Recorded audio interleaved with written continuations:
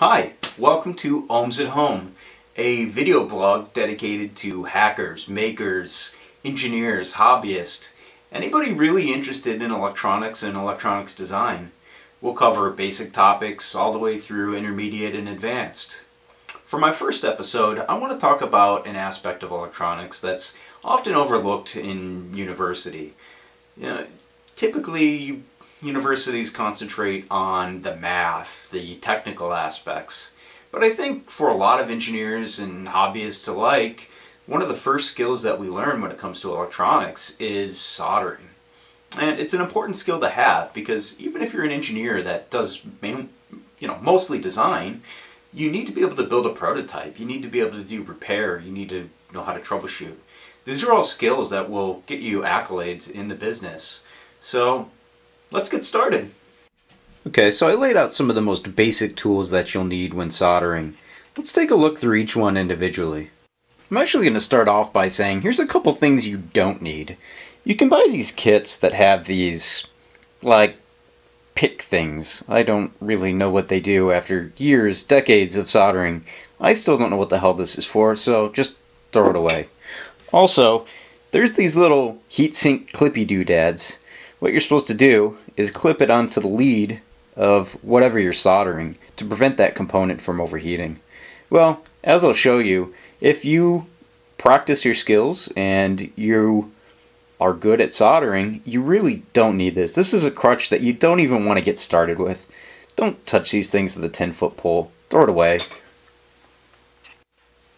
Obviously, one of the first things that you need to get started in soldering is the humble soldering iron. And there's a few different types. Now, this one here, it's Craftsman, and this is what's called a pencil soldering iron. It plugs directly into the mains, right into the wall, and it really doesn't have any adjustable temperature. You kind of get what you get. This particular one here is 30 watts, which is actually fairly high. It's a good amount of heat. But the thing that we learn here is that you actually don't want to have too much heat either. There are instances where you want a lot of heat, and then there's instances where you want very little heat. If you heat up a part too much, you can either fry that component, or you could lift the traces right off the printed circuit board. So, yeah, these are real cheap. You can get these for $10, maybe less. I don't know what they're worth these days. But, yeah, not the greatest. Maybe if you're just starting and you're not quite sure whether or not you're going to stay interested, maybe not. Here's a different type of soldering iron. It's still a pencil soldering iron, but it's a different brand. This is a Weller brand. And let's see, this one's 25 watts. So similar, a little less power. Okay, this one is an absolutely massive, what is it? 230 watt maximum soldering iron. I don't have a tip on there right now, but you can see that these are for some serious soldering. If you're going to be using this thing, I don't even know what you're going to be soldering with this thing. It'll be very rare that you actually need something like this in electronics. It looks like a stun gun or something. I don't know. It's nice to have, but not that useful in electronics. Here's the one that you really want to have. Let me zoom in on this one for you here. This is the Weller soldering station that I have, and there's different brands that you can buy. Heiko makes a decent brand as well. The thing that's important about this, let me get this one out of the way, is it is temperature controlled. You see there's a green LED there in the upper right. It's solid right now, but it actually uses pulse width modulation to very accurately control the temperature of this iron. And I don't recall how many watts this solder station is. I want to say it's at least 30 or 40. It's a good amount. But that being said, it's very precisely controlled with this knob here. You can go anywhere from at its very bottom down to about 350 degrees. I'm not even sure that's enough to melt solder. I don't remember the melting point. It varies a little bit between lead-free and leaded solder. And it'll take it all the way up to 850 degrees. There's very few circumstances you'll want to be up at 850. But in a lot of cases you might want to be around 700, 750 for desoldering heat sinks or something large, which we'll look at pretty shortly here. The other nice thing about this is actually static dissipative. So you can use this when soldering very sensitive components, whereas the other ones, you kind of get what you get. Here's another type of soldering. Well, it's not really an iron. It's more of a hot air gun. It's like a hairdryer on steroids. Well, it doesn't look like it. It's pretty small. Lift it off its cradle here, it'll start up. You see it's actually counting up in temperature as it heats up. And again, very well controlled temperature. You can also control the speed of the fan. I don't know if you can hear that or not, but you can go from a gentle breeze to hell's fury. And you can also, down to the degree, control the temperature. And you could probably tell, I don't know if you can tell in the video or not really, but it's making the lights in here blink. So there's actually a lot of power behind this thing. And this is referred to as a hot air SMD, that's surface mount device, rework station. And what you do is you want to use hot air to remove surface mount components, because really it's difficult, if not impossible, to try and heat up every connection on a surface mount component at once. And the solder sucker and the solder wick really just doesn't do the job. I'll show you those tools pretty soon here. The nice thing about this rework station is if you set it in its cradle, it goes into an idle mode here where you can see it's blowing air through it and it's cooling it down. You don't want to shut this off until it gets all the way cooled down, because then you have the possibility of this thing overheating. You also have to be careful. Don't put that too close to your wall, because as it's sitting there cooling down, it's still blowing hot air. I mean, it's 100 degrees Celsius right now.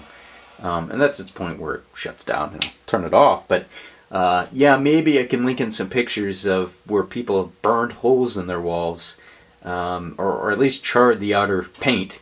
So yeah, be very careful with these. I'll show you how these are used pretty shortly here. Okay, since we're talking about surface mount components, let's talk about some of the tools that you'll need for soldering surface mount.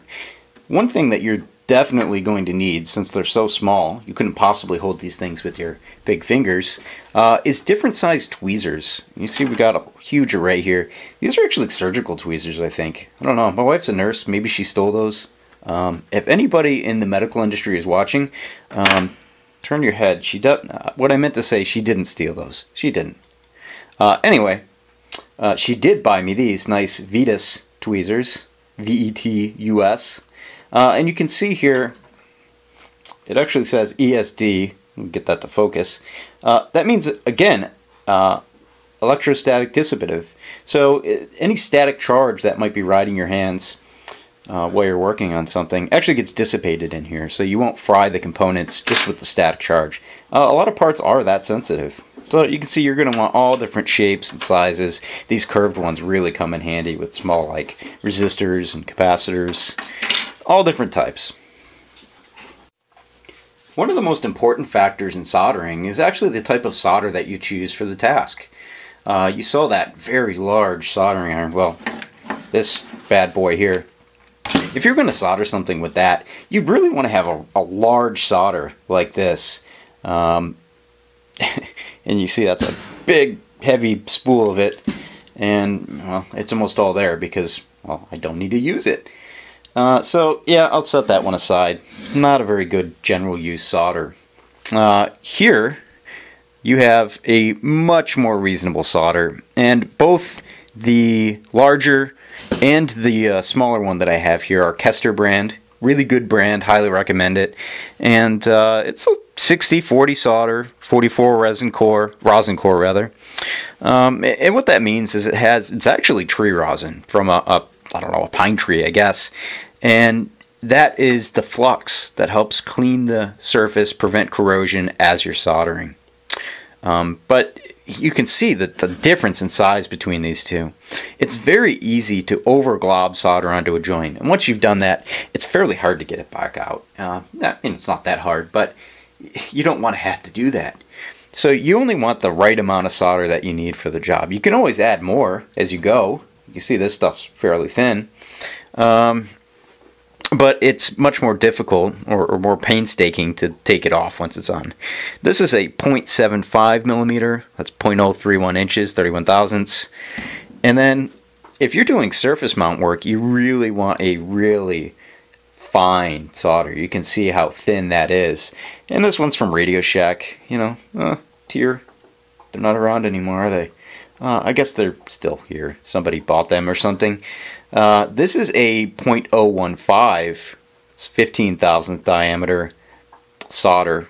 And it's not a 60-40. It's 62-36-2 silver bearing solder. So it's, you know, that's the ratio of lead to nickel, and that 2% is silver that's in there. I don't recall what the silver adds to it, but it does help when soldering different metals. So you can see this is tiny, and this is only 1 ounce. It's not a lot. You don't need a lot when you're doing something that small. So the type of solder that you use really matters.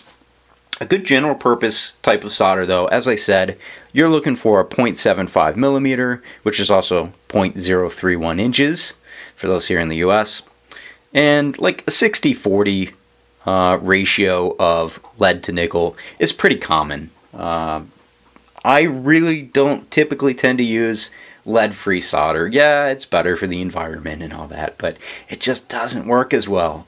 Really, the only people that I think use the lead-free solder in practice, industry, people that need to pass compliance testing, or maybe they need to send these things overseas. In general purpose, I don't think a lot of people are using these lead-free solders. They just don't flow nicely.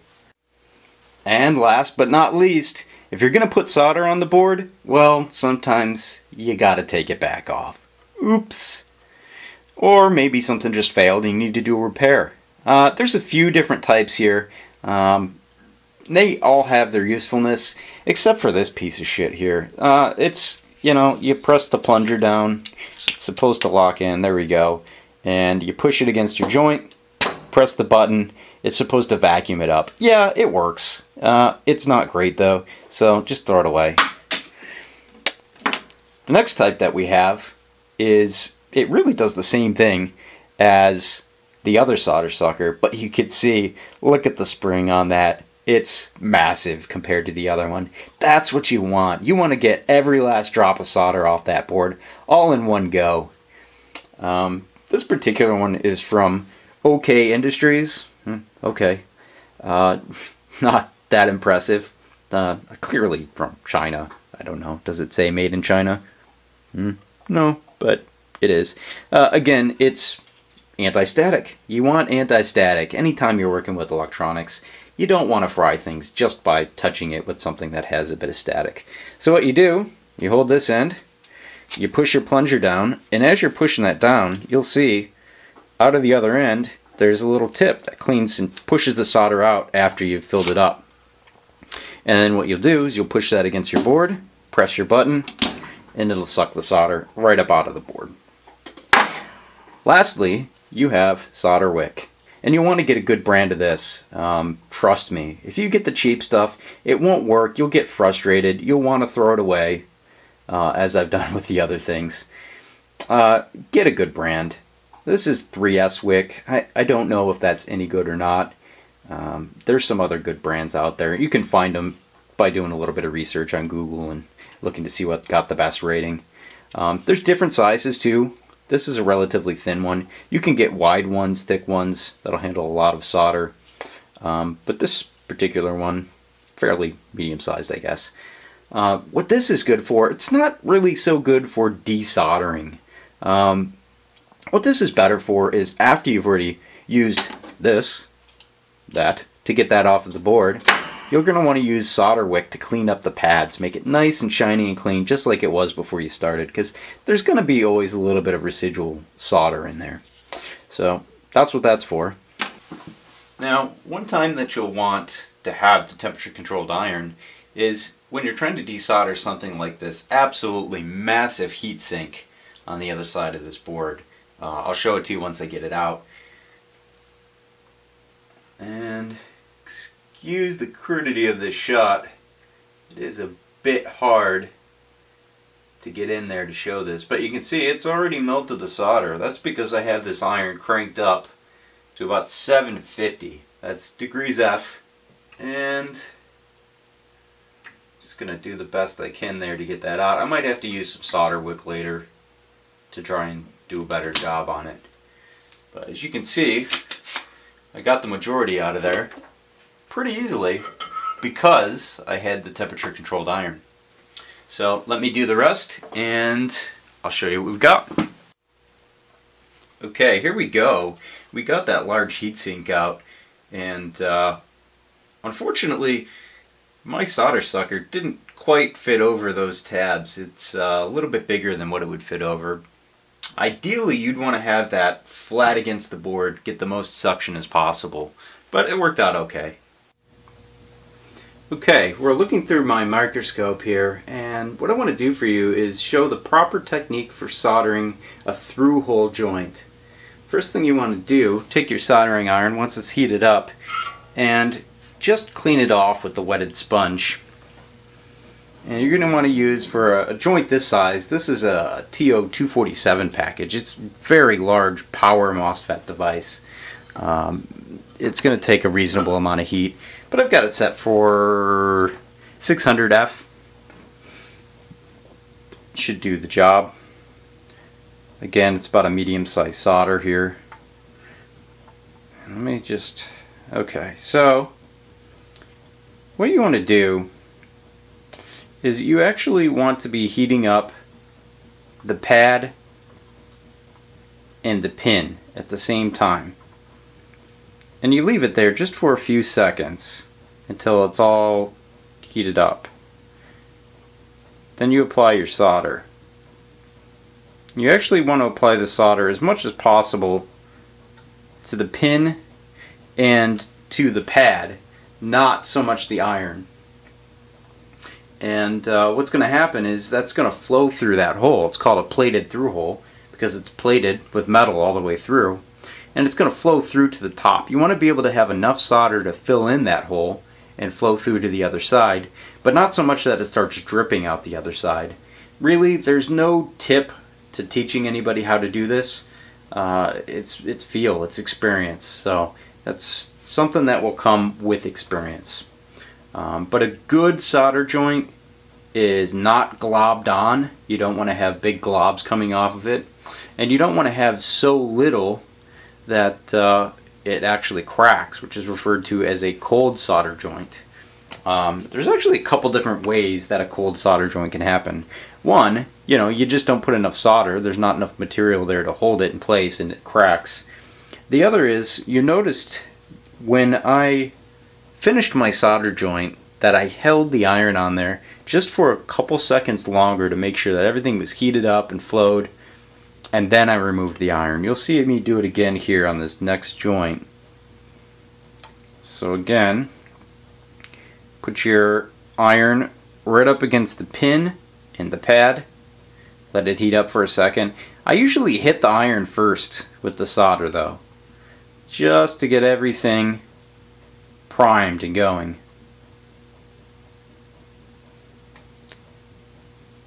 Then from there, see, I'm not getting it to flow yet. Again, this is relatively difficult under a microscope. And there's a lot of thermal capacity in this thing, so it just may not be hot enough yet.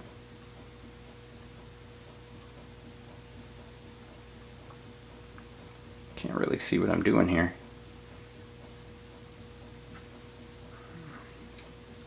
Come in from this direction. Should be better. There we go. There we go. See? I had to add some solder. It flowed through. Hold it for a second. Let go.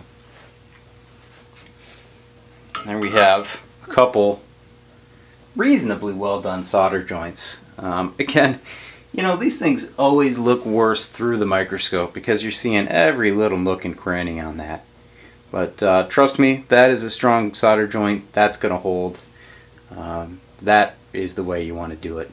What we'll do after this, you clip the leads off. You don't want to do it entirely flush. You don't want to cut it so deep that you're cut down into the solder. You want to leave just a little bit of pin left after the solder. And then you just take some rubbing alcohol or some flux cleaner and a toothbrush and clean up the board, make it look nice. One thing I think both experienced people and inexperienced people alike tend to shy away from is surface mount components.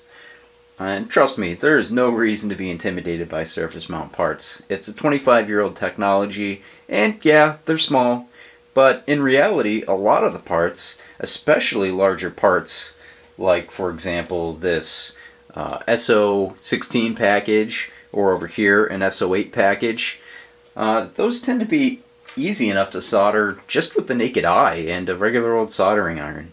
In fact, everything on this board I soldered with the same soldering iron that I used to desolder the heatsink earlier. So, don't be intimidated by surface mount parts. Given a lot of these were done with a microscope, but the microscope isn't very expensive. It's about $150 US on eBay. Let me show you the microscope. Okay, so here's the microscope I used. It's the Amscope Microscope. There's several different versions online. Especially eBay. You'll find these for, like I said, about $150 US. And one of the nice things about this scope, it has this boom arm here, which allows you to adjust the angle. So if you have a circuit board that's not quite sitting flat on the bench, then it's easy enough to adjust that angle so you can look straight down at it. Another nice feature is this adjustable height knob here. You can actually adjust the height off the bench to bring your circuit board into focus. And you can't see it. Well, yeah, you can. There's a knob here that also adjusts your focus further.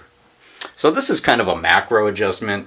This is more of a micro adjustment. And you can get some really, really good focus and magnification on your circuit board. What I found is it only takes about a ×10 to a ×20 magnification to work on most circuit boards. If you get something like ×40, it really, you're almost zoomed in too much, and it becomes hard to see what you're working on. Another nice thing about this is the LED light source that's built into it. It really helps illuminate your work, and with the solder joints being as shiny as they are, the light bouncing off of it really makes it easy to see where your solder is going, where your solder is, and it just makes it much easier to solder.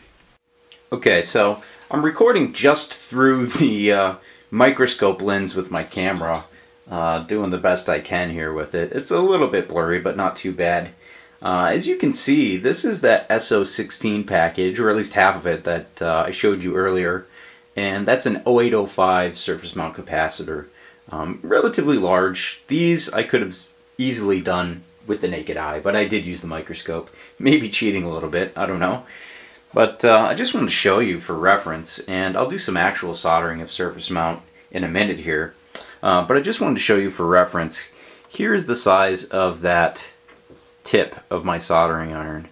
You can see it, and there's some solder left on there. It's not on right now. You can see it's, you can fit, especially if you turn it on its side, you can fit it between those pins and solder those pretty easily through the microscope. So, yeah, surface mount isn't that bad. Okay, I just want to demonstrate how solder wick is properly used. This board's quite small and it's going to be a little hard to see on camera, but generally what you want to use solder wick for is when there's a little bit of solder left on the pads. Let's say you've desoldered your component, which I've already done here, and you really just want to clean up the pads because there's excess solder on those pads. What you do, get your soldering iron, you have your solder wick. You can see I already took some solder off before. And all you really do is push the solder wick down against the board with your iron. It takes a little while because this is a lot of copper that has to heat up. But eventually it will start sucking up that copper, and then you just kind of drag it across the pads. Sometimes if you're not careful, if you take the iron off of the solder wick, it'll be stuck to your board. It'll actually solder to it. And you have to be a little bit careful because this copper is very conductive of heat. If you're holding it down here, say, you're probably going to burn your fingers. You want to make sure you hold it plenty far away from where your iron is. That looks pretty good. Really quick, this is the board after the pads have been cleaned up. Kind of hard to see. Let's try it under the microscope. Alright, there's that board through the microscope, and you can see it's not cleaned up 100%, but it's good enough that you'll be able to put a new part on cleanly. And I'm going to demonstrate that soldering in just a moment. I just want to show you really quick before I solder this chip onto the board the actual component that came from Mouser. Here's the package that it comes in. And you can see that it says, caution, this bag contains moisture sensitive devices, level 2. There's different levels, I won't pretend to know what they are, but basically what it means is that this is a fully sealed and protected bag, so that moisture is controlled in here. If you actually were to open this days or weeks before you go to use the part, it could absorb moisture, which would be a problem during the reflow soldering process. For what we're doing here, hand soldering, it really probably wouldn't matter, but the temperature profile would change for when you're doing reflow soldering. So yeah, it says it's good for 24 months at below 40 degrees C, less than 90 degree or 90% relative humidity rather. You're talking like jungle conditions there. So 2 years in the jungle, you'll be good. Well, less than 2 years in the jungle. Ugh, you don't want to do 25 months. And then it shows the bag seal date at the bottom, 9/3/2015. Today is the 9th, so it's been 6 days. I think we're good. But what we're going to do, we're going to go ahead and we're going to pop that seal. Let me get a knife here. And, oh, hope there's no warranty void sticker on there. Hope I didn't cut through the part.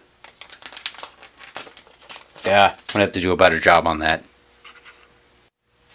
Okay, so I got the bag open eventually. Took a little bit of work. My knife is a little dull.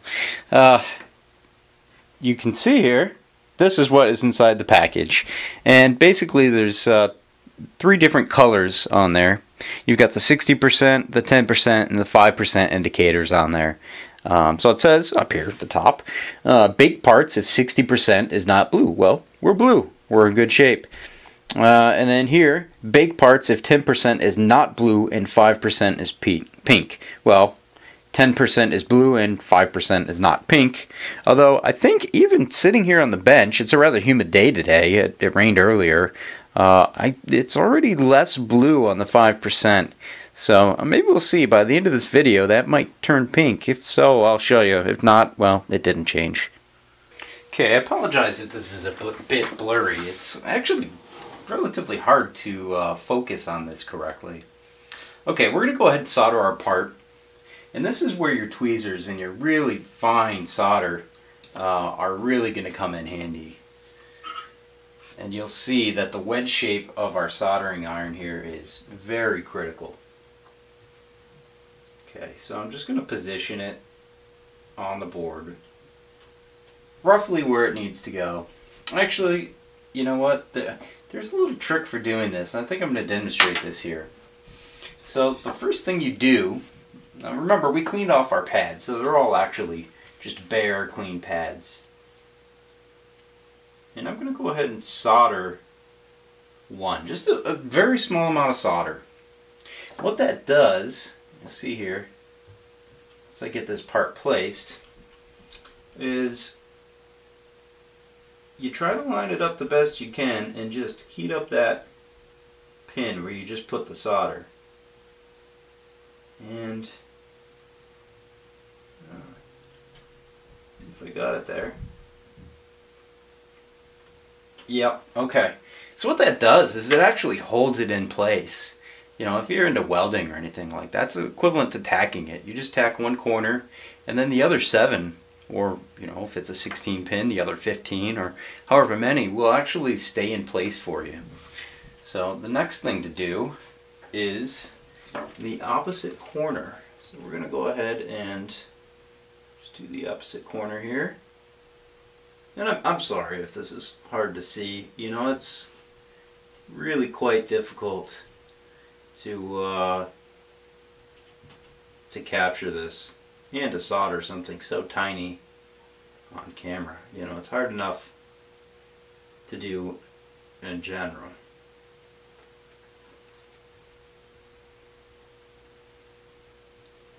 I hope I'm not in the shot there. So all I'm doing is just basically putting the iron down on the pad and applying solder to it. Pretty basic.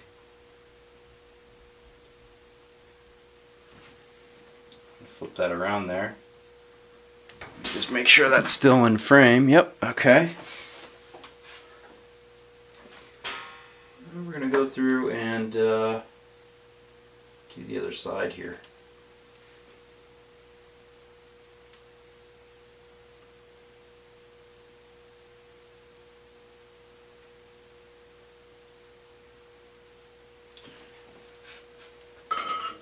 Okay. Certainly not my best work by any means. I'm actually out of alignment a little bit. A little embarrassing. But, you know, it's not terrible. So let's do an inspection under the microscope. Very critical step, just to make sure that you don't have any shorts or you got all the pins soldered correctly. Okay, I've got it under the microscope and you can see it is embarrassingly bad. I'm out by at least half, especially on the left side there. Trying to do that on camera without having my hands in the way, really difficult. But trust me, if you can get in there and you can get your face in there and actually look at it, it's not too bad to try to do. Obviously, not everybody has a microscope, but you can do a really good inspection just with the naked eye, and a magnifying glass doesn't do a bad job either. Okay, I was embarrassed enough about my previous soldering that I'm going to go ahead and try to give this another shot. This time through the microscope.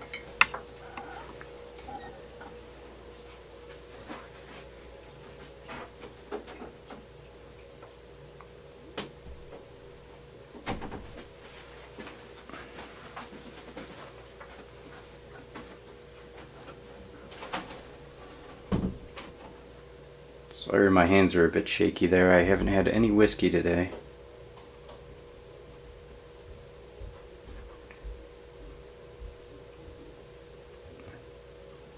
I promise you, it's not really this hard. What's difficult about it is trying to do it with the camera in your face. I challenge you, like, soldering level 1000 is doing all the normal soldering, but trying to do it through a camera pointed at a microscope. So you can see that wedge tip. What's nice is I can turn that on its side like that. Just apply a little bit of solder. What you're really doing, you don't really want to apply the solder to the iron, or to the iron itself. What you're trying to do is apply it to the pad. I'm failing at right now. Trying to watch the camera screen. And I think maybe this is why there aren't too many videos out there trying to do this kind of soldering on video, because it's really hard. I know, I'm making excuses, right? I should just be able to do it. Well, I'm doing it, sort of. At least my alignment's better this time around. See, it's... like I said, you want to be putting that on the pad. There you go. See, you saw it flow there. That's what you want. You want it to flow onto the pad. It doesn't do you any good on your iron. Try and heat up these other two.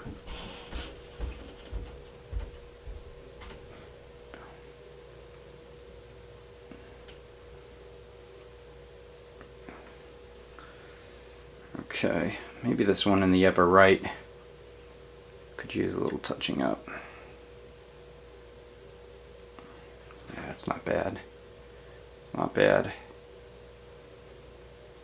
Kinda, let me turn this around. I don't really feel good about these two in the middle, especially the one on the top there.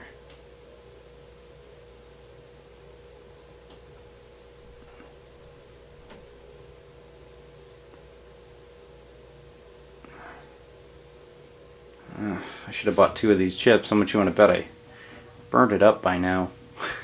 I hope not. It's actually